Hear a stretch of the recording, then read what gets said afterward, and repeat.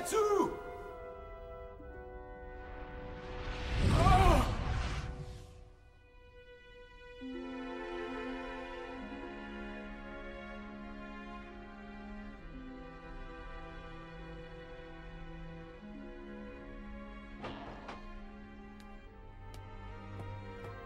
Dans ton état, ce n'est pas raisonnable. Je dois y aller. Tout seul? Et s'il t'arrive quelque chose? Je n'ai pas le choix, Mme Massou. Je dois y aller coûte que coûte.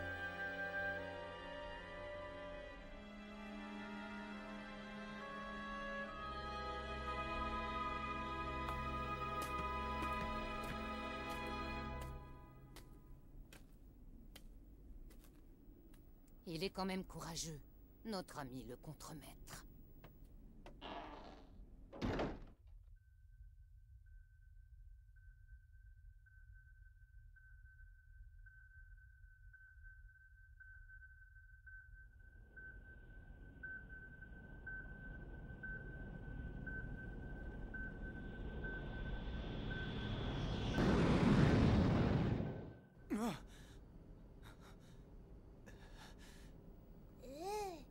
Maman! Ah, vous êtes réveillé? Où suis-je? On dirait que ça a ferraillé dur dans le coin. Vous vous êtes entretués au large de Pluton? Oui, c'est exact. En ce moment, c'est comme ça dans tout le système Sol. Vous pouvez pas faire un pas sans que ça tire dans tous les coins. Jusqu'au centre de livraison de Saturne où on avait de la marchandise à décharger. Ça me pose un problème, je sais plus où aller, moi. Pourquoi m'avez-vous secoué? Hein? Vous n'avez pas peur que je m'en prenne à vous deux et que je vous tue? C'est mon grand qui a repéré votre signal. J'aurais pas voulu qu'il m'en veuille jusqu'à la fin de ses jours de vous avoir abandonné dans les étoiles. Il est sensible, mon Ichiro.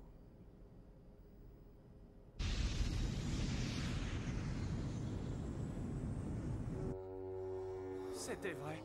Il n'y a plus de terre. On a beau être prévenu, ça fait quand même un drôle de choc de le voir en direct de ses vrais yeux. Et pourtant, la Lune, elle, est restée à sa place. Oui, c'est vrai, c'est étrange. Plus de terre, plus d'attraction terrestre et donc plus rien pour empêcher la Lune de dériver dans l'espace. C'est vrai qu'il n'y a plus aucune trace de gravité ici. Alors c'est quoi le mystère? La Terre n'est plus physiquement là, mais en même temps, elle est là. C'est la seule explication. Elle est toujours là. N'est-ce pas, capitaine? C'est comme si c'était un secret que seule la Lune connaissait. Qu'est-ce qui se passe?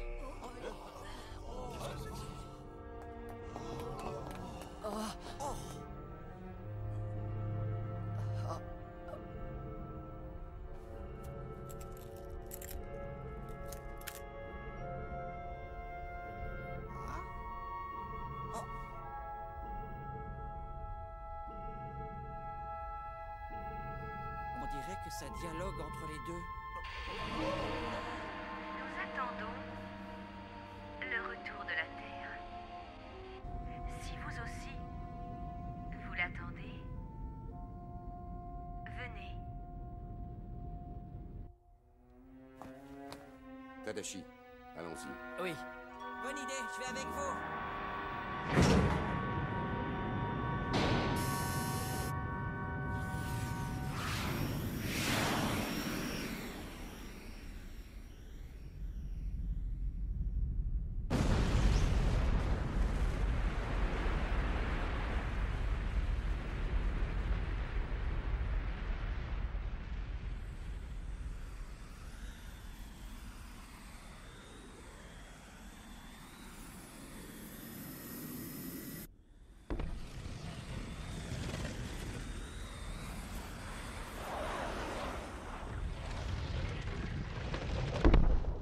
Je ne savais pas qu'il y avait des vestiges pareils sur la Lune. Elle a toujours été très atypique comme corps céleste. Elle est trop lourde pour être un satellite ordinaire. C'est comme qui dirait un clandestin dans l'espace avec une face cachée. Une face cachée? La Lune ne montre qu'une face à la Terre, toujours la même. Sa face cachée est restée un parfait mystère pour les hommes pendant des millénaires. Attends-nous, capitaine!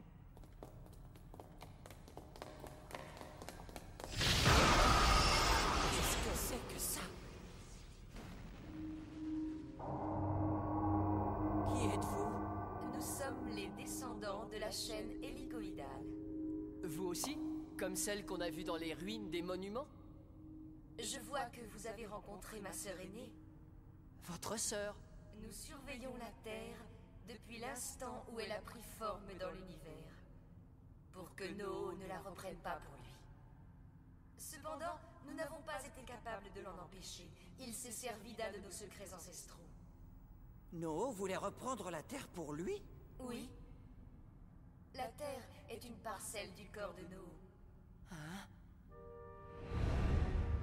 Quand cet univers est né, il y régnait le plus grand désordre. C'était un monde cruel, ravagé par les flammes, dominé par la douleur. No était le maître absolu de ce monde. En fait, il était l'état de l'espace primitif lui-même.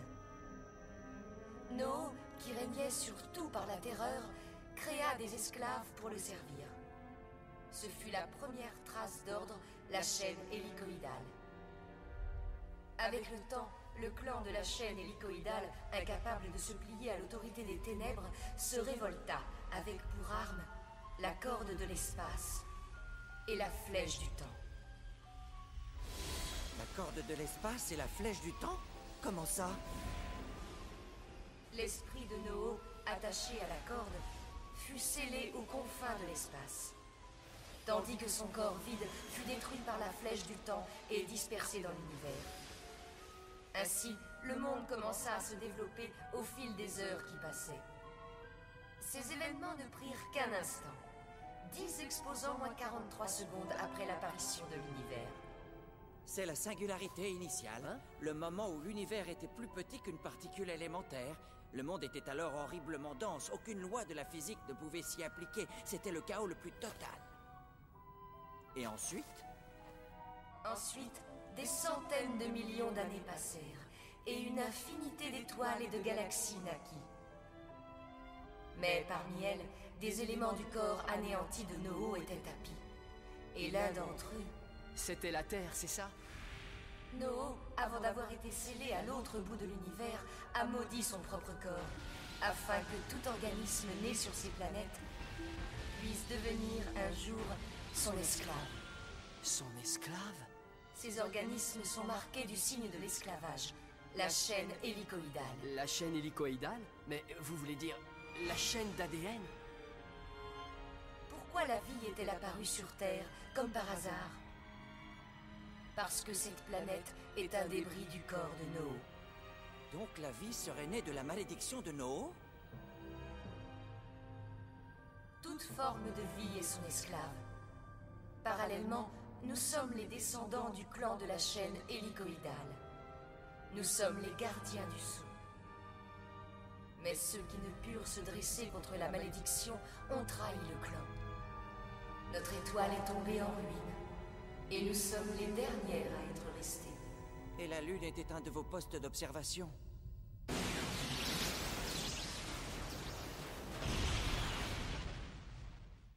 Pourquoi No a-t-il fait disparaître la Terre? Pour ouvrir un passage de ce côté. Un passage? Quel passage?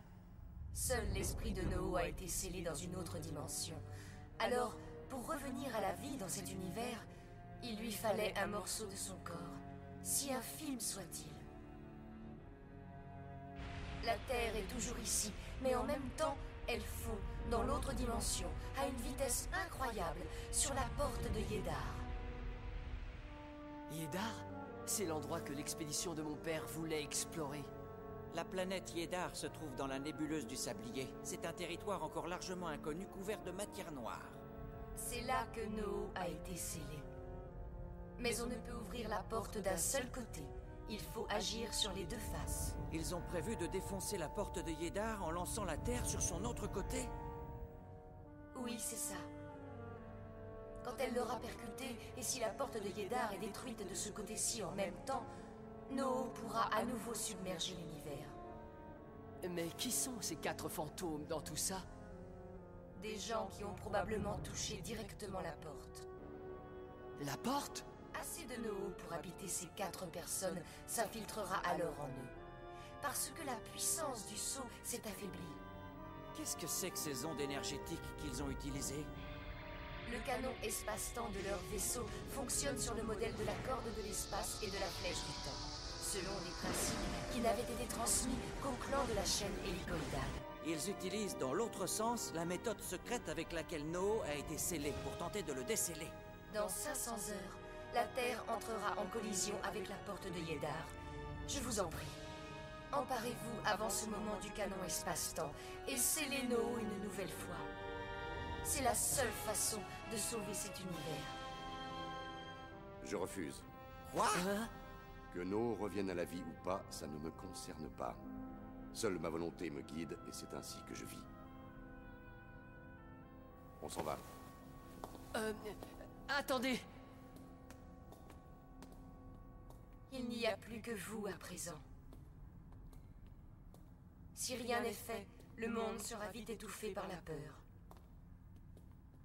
Comment peut-on être aussi égoïste? Vous savez, madame, il faut être doté d'une sacrée détermination pour vivre égoïstement. C'est pas donné à tout le monde. Mais puisqu'on y est, je peux vous poser une question. Dites-moi, à quoi elle ressemble au juste, cette dimension où est la Terre et où No a été scellé? Si je dois employer un mot pour la décrire, alors ce mot est enfer. C'est un endroit horrible où résonnent sans fin les cris des morts. Ouais, je vois ce que c'est. Merci pour tout. À une autre fois.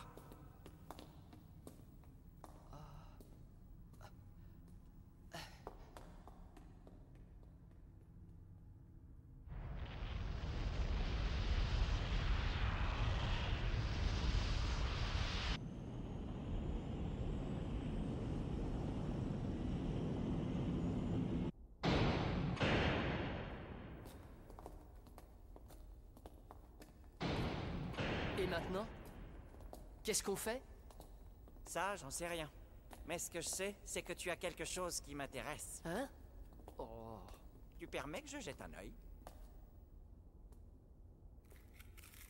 Il y a une puce électronique à l'intérieur qui vient de mon père. Le professeur Daiba? Elle contient des données sur une pierre gravée qu'il a trouvée quelque part. Ok, Tadashi. Est-ce que ça t'ennuierait de me la prêter quelque temps? Non, prenez-la. Moi, j'ai beau essayer, je n'en tire rien du tout. Salut, capitaine. À plus tard.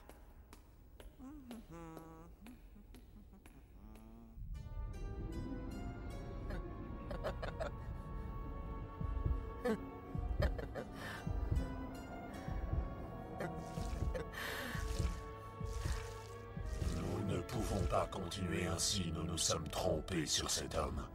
Si nous voulons que nos projets aboutissent sans encombre, nous devons arrêter ce vaisseau.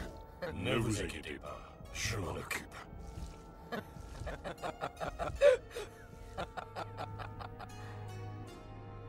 C'est une bénédiction! Dieu est mort! L'heure est enfin venue pour notre Seigneur et Maître de régner à nouveau sur le monde! Regardez!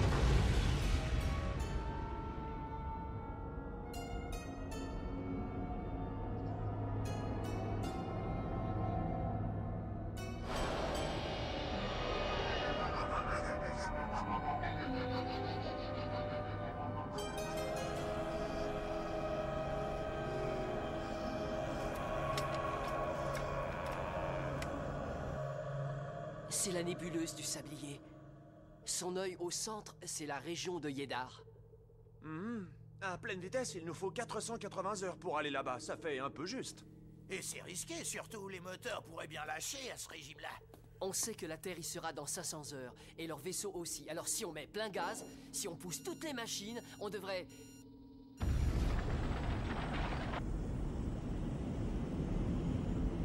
L'Arcadia vient soudainement de changer de cap.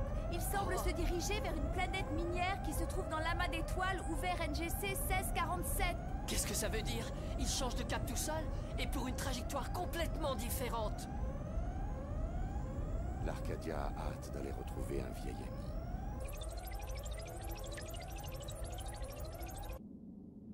Qu'est-ce que cela signifie? Nous n'avons pourtant encore pris aucun otage.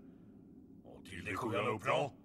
Non, c'est parfaitement impossible. En tout cas, nous avons déjà localisé les 2 personnes que vous recherchez. C'est bien. Tant pis s'il a décidé de venir ici, je n'aurai qu'à changer mes plans et continuer.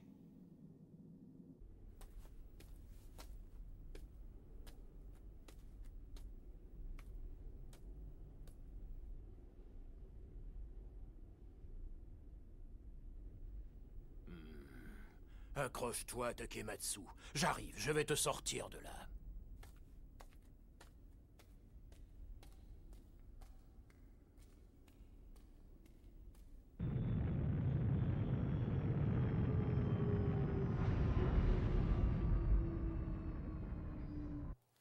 Je serai de retour dans 2 heures. Cet endroit a l'air plutôt paisible. Si vous profitiez de l'occasion pour vous détendre un peu. Génial, tu viens? On va aller faire du lèche-vitrine en ville. Ah, rebroussaillons. Et toi, Tadashi? Oui? Tu veux bien sortir avec moi? Ça te fera du bien de changer d'air. On y va?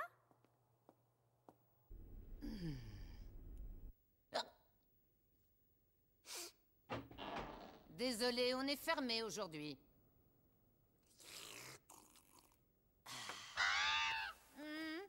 Hein? Oh! Dites, il a toujours été comme ça, Qui ça? le capitaine. Pourquoi? Qu'est-ce qu'il a? Je sais pas, c'est bizarre. Des fois, je comprends pas ce qu'il dit ou ce qu'il a dans la tête.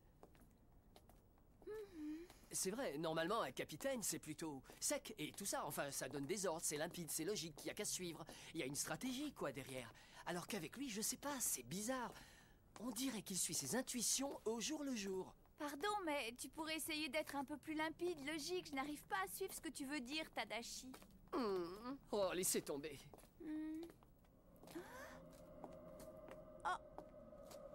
Hein?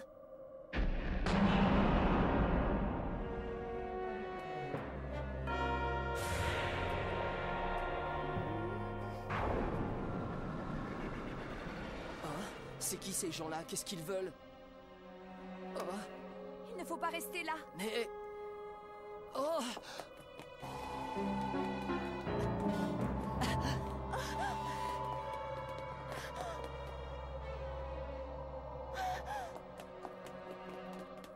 Oh non!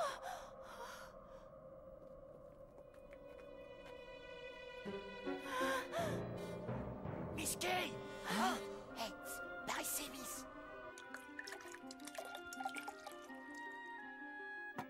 C'est arrivé le jour où la voix a commencé à résonner. Takematsu, un jeune gars que le contremaître avait à la bonne, a disparu dans une galerie. Il n'est jamais ressorti. Tous les autres mineurs sont terrorisés et personne ne veut essayer d'aller le chercher, sauf le contremaître, mais il est seul. Et c'est à peine s'il s'est remis de ses blessures, le pauvre.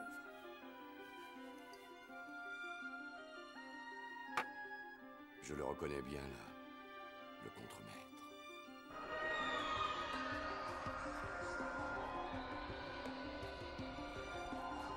Je donnerais cher pour savoir où ils vont tous.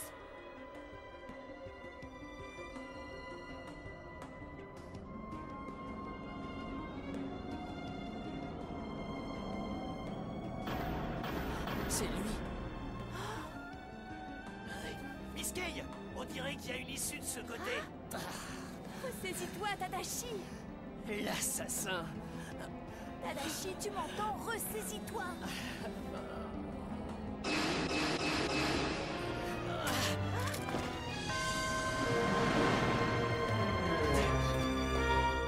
Je vengerai la mort de mon père. Non, Tadashi, arrête.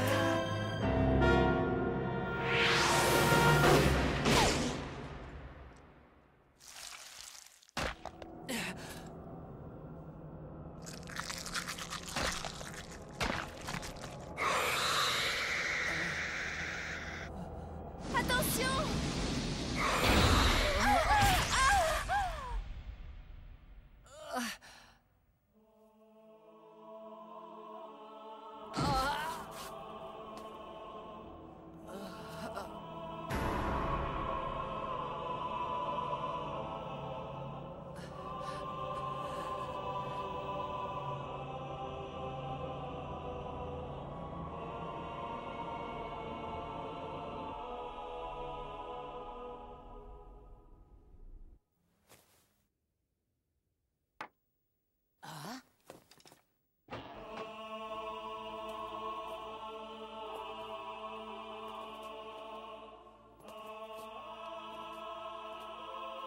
Hé, vous êtes qui, vous, d'abord?